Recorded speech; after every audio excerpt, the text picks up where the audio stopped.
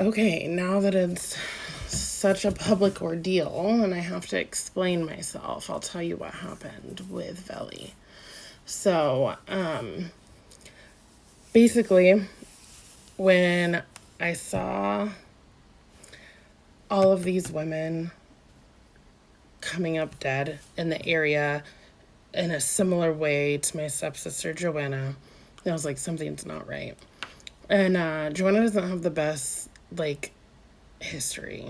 She definitely does not have a clean criminal record. I'm not trying to claim any of that. I just knew that if one thing is true is that Joanna never did anything simple or easy or not complicated. And I was like, something just feels off, man. And so I reached out to all of the families. And me, Melissa, and Diana got together. I like rented like a little conference room at the Monarch Hotel, and we brought all of our notes and all of our friends lists and connections and whatever. And someone on Facebook had sent me like a connection map of like the 5 girls and who they were friends with, and they were all connected by one person, pretty much. So that's when we found out, and that was in the beginning of June. I had posted something on Facebook May 31st saying, like, this isn't right. Either it's a serial killer or 5 homicidal maniacs. Like, I knew it wasn't right. Like, I knew what was going on. My gut told me. So, for the record, nobody had posted. Velly wasn't out doing any searches for a serial killer or like anything at that point when I said this. I'm not trying to take all the credit. I'm just like, oh my God, I'm so tired of like having to fight against people that claim to be helping me. And so, anyways, I saw me, Melissa, and Diana all saw Velly's videos, and we were like, oh my God, this is great. There's somebody out on the trail. We don't have to do that. Because at this point, we had already started diving into stuff, talking to people ourselves. And nobody's going to see that yet. That's the worst part, is that no one sees how much we've sacrificed and given up and what scary, dangerous situations we put ourselves in to get the answers that we have. Just to have someone like Velly have information given to him by other people and then not give anyone else credit for what they've done and say he did it all. Like, it's wild. I first noticed that Velly didn't even know the names of the girls he was passing out flyers for. As a family member, I was pissed. I was like, you say you're like literally like making videos saying that you're communicating with the families. None of us had met him. We didn't talk to him. He didn't give us any information. I literally have a text message. I will find it and screenshot it and post it, where he said he's given all the information to the detectives. At that time, Joanna's detective was Fred Harrison in Clark County, and he didn't even know what Joanna's detective's name was. He said, I've been giving it to the main one. I'm like, you fucking idiot. Like, they don't all have the same detectives. How do you not know this when your whole YouTube channel is about getting information and then passing it on to families and detectives? And that was frustrating. So, that became kind of public. I reached out to every news station I could to get word out. I even did like a Nancy Grace thing. That was awful. Like 10 out of 10, do not recommend. Awful experience. And the word bludgeoned just like plays in my head all the time because of her. Thanks. But also we were reached out. I was reached out to by a producer that does true crime and was like, hey, super interested in your story about you finding answers. Like, it's clear you've been shouting this from the rooftop and nobody's listening. So I was like, you know what, this is a good idea. Like, it could be a good idea. Like, let me talk to the other families. So me, Melissa, and Diana talked. We're like, I like overall the reason for signing on to do a docuseries was so that we could show the world the lengths we had to go to and are still having to go to get justice for girls who are addicts, homeless, or, struggling with mental health. They weren't all like Joanna had been an addict since she was a teenager.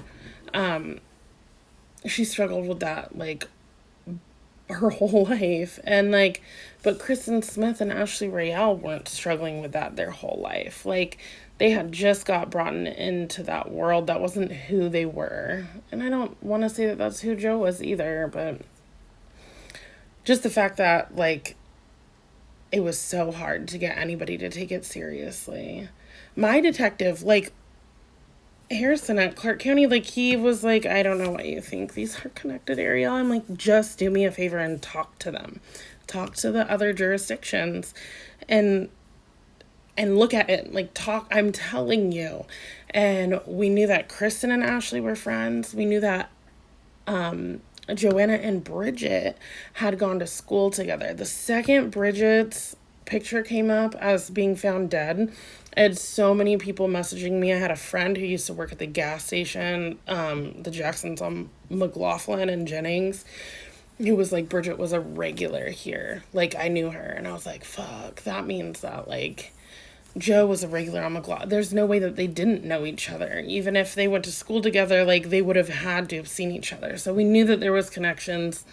I ended up talking to Polk County detectives myself. Before any of them were linked. I was like, why isn't anybody listening? And so Velly, we decided to do this docuseries, right? And so I was like, to the producers, I'm like, this guy Velly has really been helping us. Yeah, I didn't know as much as I know now about Velly at that time, or where he was getting his information. So I was like, this guy's been helping us. Like, I think he should definitely be a part of it. We definitely want to showcase, like, the community who has been, like, standing behind us. And so they reached out to Velly, and I thought we were all good. Well, Velly wasn't offered enough money, I guess. He didn't understand what licensing his videos meant. And so he thought they wanted to take his YouTube channel, and that's his livelihood, and he wasn't going to do it. They would have to give him $10,000. His video of Krista going to Jesse's playground, that's fucking disgusting. Jesse's playground, that is where Kristen was found. How are you going to call it that? Like, that's so disrespectful. Like, that's Kristen's spot. Like, I don't know. So, like that was never supposed to be posted, by the way. And he didn't ask Melissa if it could be posted or anything. And he wanted $10,000 for it, and they wouldn't give it to him. The producers didn't. He said, like, no way, you're going to have to give me way more money.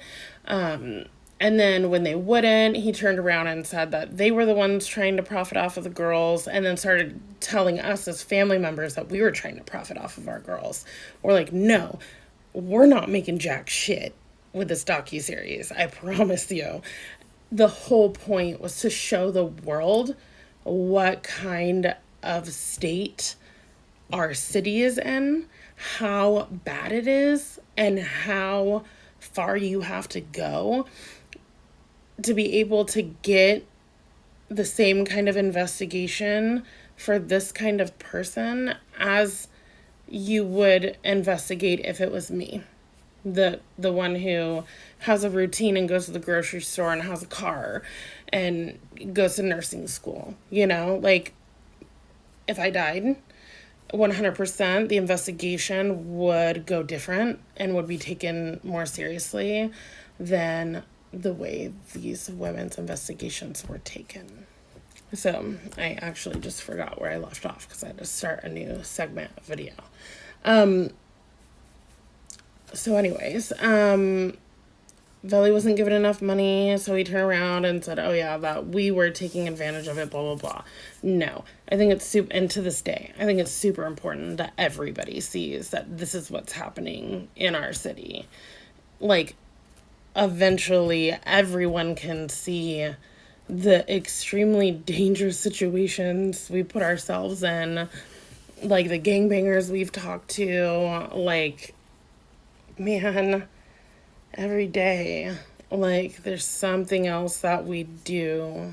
You know, I have my sister's kids, like, they want answers for their mom.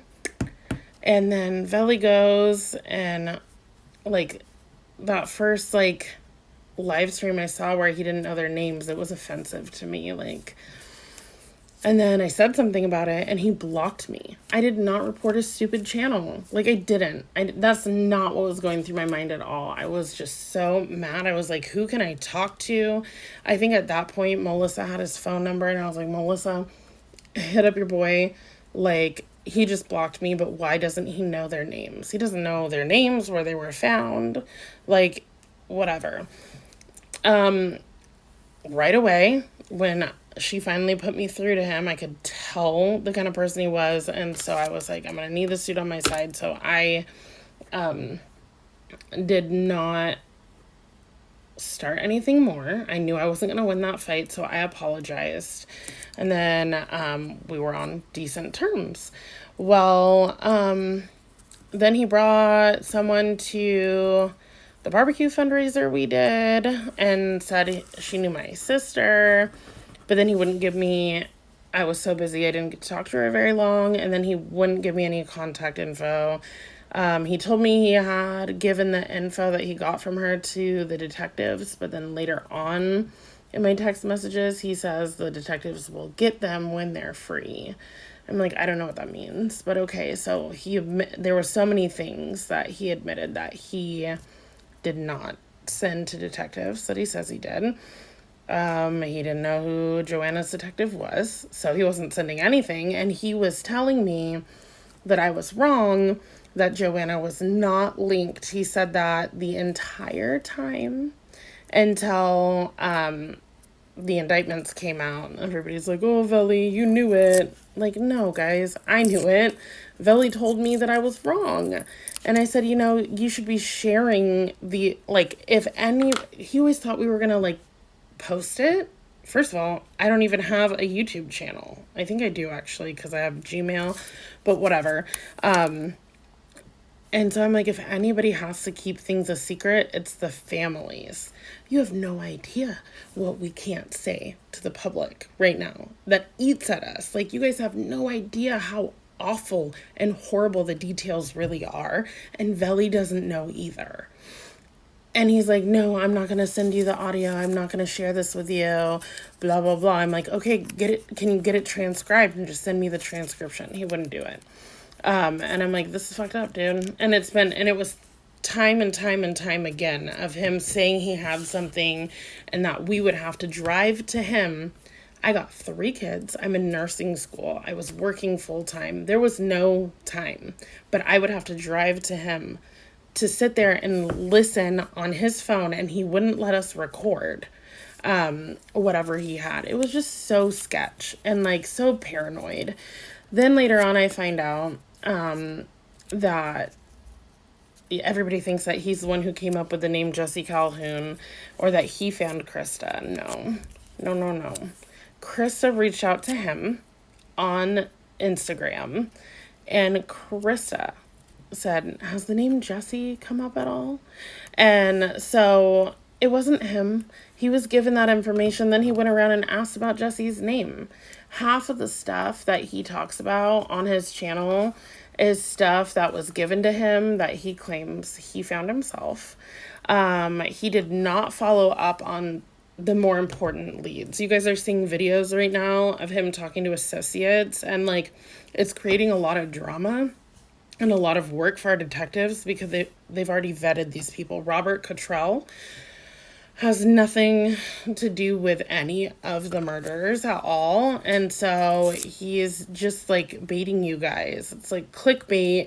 It's not factual, but he had run across things on the trail that we did need more information, and he would cut them off and say, oh, don't talk on the live, call me, whatever. And then of course he would never get a phone call, or if he did, he would say, call me tomorrow or something. And then he wouldn't follow up on the leads we actually needed. So as family, we've gone out and we found those leads and brought them to detectives, and they were something. My biggest fear is that somebody is going to be stumbling across actual information, and before or even after bringing it to detectives and the family, they go and bring it to Velly, who is going to lie to you and say he won't post something or whatever promises he makes, and then he's going to post it. The reason he posted the Jesse's Playground video was because he knew that the producers wanted it exclusively for the docuseries because it's a part of our story. And since they weren't going to give him $10,000, he was like, whatever, I'm going to blow up this thing by posting it for free, so it's not a key point in the docuseries. And like, when you look at that, you're like, man, that's really fucked up. So the families are trying to put all of this into, like, an album of like, here's this awful time in your life, and we're trying to put it into a series to share with the world. And he is so selfish and only cares about himself and his money that he would rather ruin something that we've been working on literally out of spite. That's who Velly Ray is. He's a spiteful, jealous, possessive, arrogant, ignorant. What other adjectives are there that we could throw out? Did you know that his eyes aren't even his? They were donated from a dead girl. So that's fucking very interesting, and I can't get it out of my head. That's why I wear sunglasses. And maybe that was rude to just say just now. That didn't relate to anything, but I'm so frustrated, and to see everybody posting his praise after everything that we put up with as families. Like, we have text messages where he talks about how he wishes death on us, where he says that we're fucking alcoholics and pieces of shit that want to profit off of our dead girls. Like, what? Who says this? And so many things he says about the actual homeless people that, like, oh my God, that he claims to love and like care for and feeds them chicken. Just so you guys know, he's also never donated a dime to us. He didn't donate 3 sweaters to Melissa. Melissa gave him $60 because he said they were 20 each. And then when he finally brought them to her months later, he said they were actually like $80 each. And she's like, I don't have any more right now. And he's like, no, it's okay, I'll cover the rest for you. And then wants to say he donated them. He showed up to one of our fundraisers for like 5 minutes. And then he also brought a homeless person that he ditched at Happy Valley Park at our fundraiser. And so when we were all leaving, the homeless dude was like, Velly left me. I'm like, I'm sorry. I don't know you. I have kids. Like, you can't get in the car with us. Like, it was awkward. Who does that? Who says that they care about homeless people and then ditch them in a place where there's no bus? I could go on and on, but I think it'll just be better if I post the screenshots pretty soon. But as a family member, and I think I can speak for all of us, it's super frustrating that everybody believes he's such a great guy because that's who he portrays himself to be, but he's not that person at all. One last thing I realized that I didn't cover that somebody asked me about was who Velly calls a skinhead. So there's the YouTube Oregon Nightcrawler, right? He was a friend of Joe's. He was he is a family friend. And at the same time that Velly was helping like get information from the Springwater Trail, Oregon Nightcrawler was going, and like, if I had a lead for Joanna, he was like, I want to help with Joe, just like tell me where to go, who to talk to. So I'd be like, hey, this name came up, can you go to this neighborhood and check it out and ask around, you know.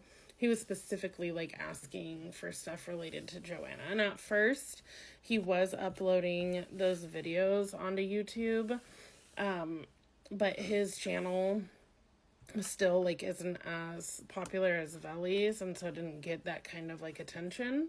But he got a lot of extremely useful information. They were both doing two separate things, and it was super helpful for us as families because we had these two people that were tackling these two completely different areas of the street and at different times of day and night, to get vital information. And it wasn't a competition. Nobody replaced anybody.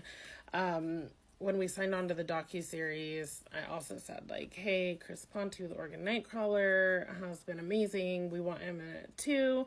And it was going to highlight both of them because they're a part of our story. Side note, I forgot to mention that Velly thought that the docuseries was actually about him. So whenever you heard him say like, oh, wait till you guys see my documentary coming out next year, he thought that this whole thing was about him, not about our deceased loved ones. Like, it was insane. And he got so mad when the producers told him it wasn't about him. It like, that's really awkward, how angry he got. But anyways, so, Chris Ponte, Oregon Nightcrawler, apparently he already had beef with Velly. I had no idea. I also have the text messages with Velly to back that up. Because he came to me and was like, you're friends with this dude? Because I said, hey, on Facebook, hey, shout out to Chris Ponte, Oregon Nightcrawler, follow his channel, he's really helping us. And Velly's like, oh, so I'm not signing up, so you guys are, for the docuseries, so you guys are going to sign on Ponte, Oregon Nightcrawler, and they're just going to show my footage and say that he did it. I'm like, no, that's not what's happening at all.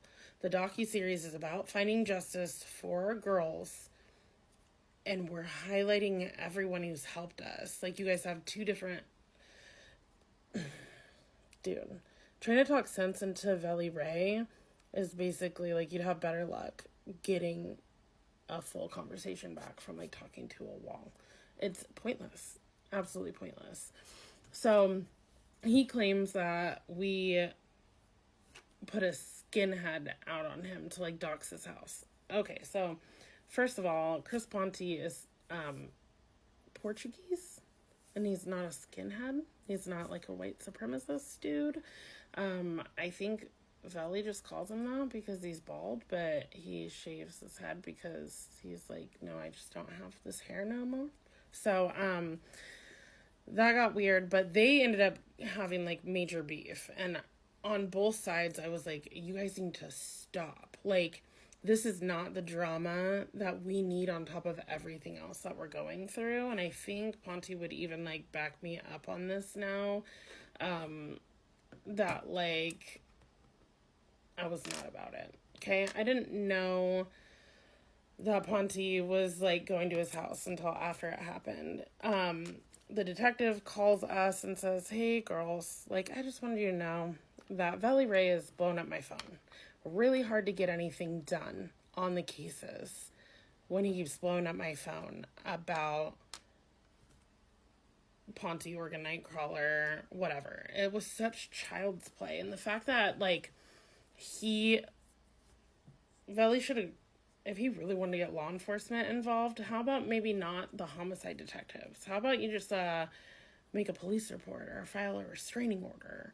I don't know. Why are you wasting our detectives' time over this? Like, it was just so immature And I can say on both of their parts, and I even told Ponty, I was like, man, like, please, this is causing way more drama than I need right now.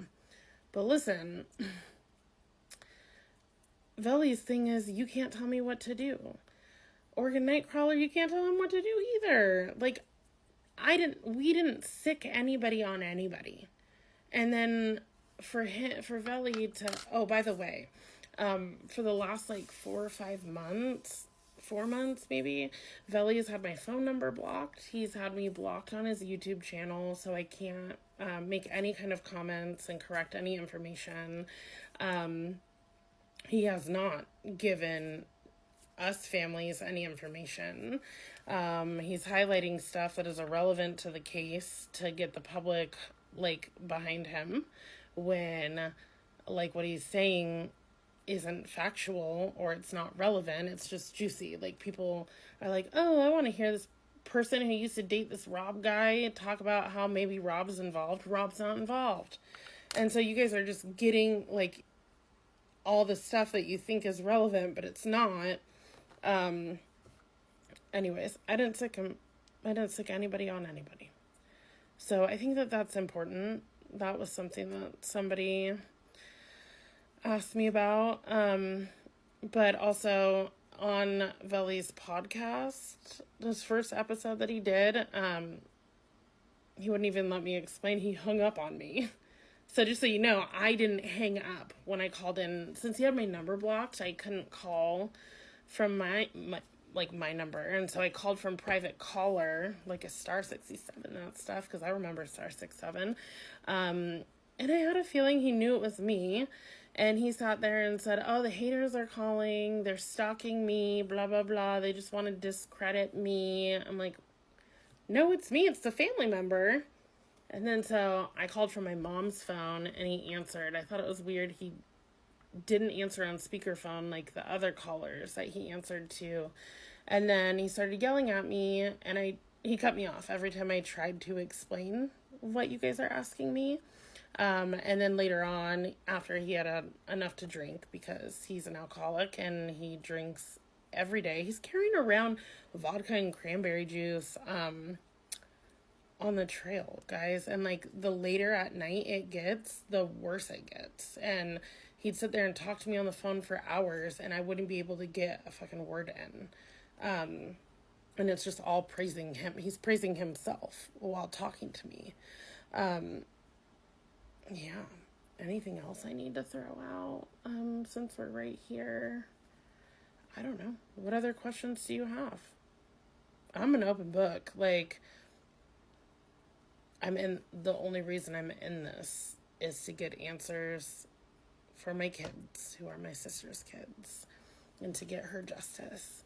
So the fact that I've had to deal with so much drama from someone who claims to be wanting to help, he's not helping, and the fact that nobody knows who he really is and what he's done to us families just goes to show he is trying to make a profit off of our girls. He straight up told me, like, this is my career. Like, this is my sister's death investigation. What? It's wild, some of the things he said. So, I think that's it for right now. Let me know what else you want to know. I'll tell you.